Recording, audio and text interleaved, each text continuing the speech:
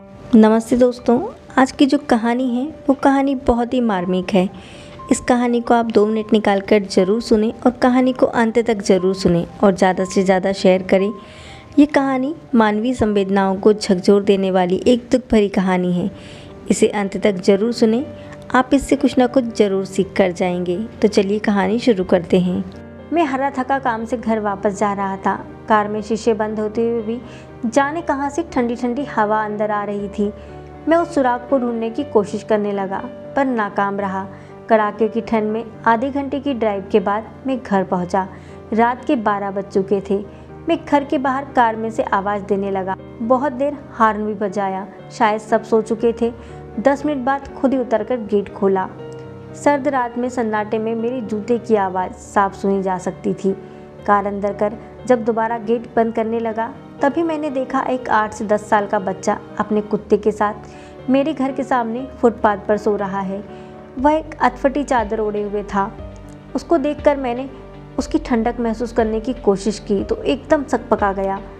मैंने मॉन्ट कार्लो की महंगी जैकेट पहनी हुई थी, फिर भी मैं ठंड को कोस रहा था। और वो बेचारा बच्चा, मैं उसके बारे में सोच ही रहा था कि इतने में वो कुत्ता बच्चे की चादर छोड़ मेरी कार के नीचे जाकर सो गया।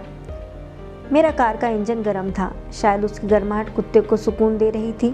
फिर मैंने कुत्ते को भगाने की बजाय उसे वहीं सोने दिया और बिना अधिक आहट किए पीछे का ताला खोल घर में घुस गया।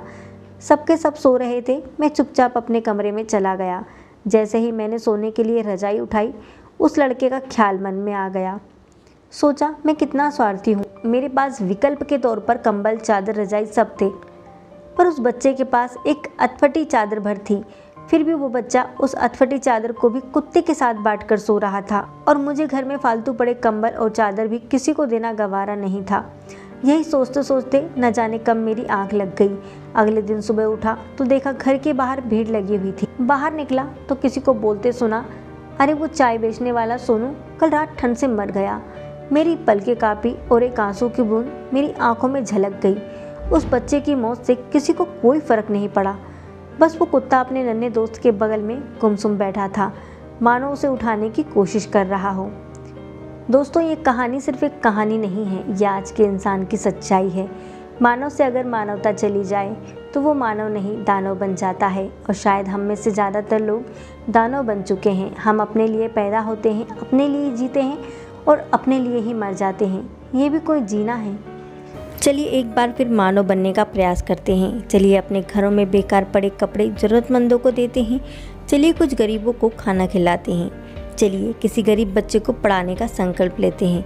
चलिए एक बार फिर से मानव बनते हैं। इस कहानी को सुनने के बाद ज़रूर किसी की मदद के लिए आगे हाथ बढ़ाइएगा। दोस्तों, आपको अगर ये कहानी अच्छी लगी हो तो please like, share and subscribe जरूर करें। जय हिंद, जय भारत। फिर मिलेंगे अगली कहानी के साथ दोस्तों। वंदे मातरम।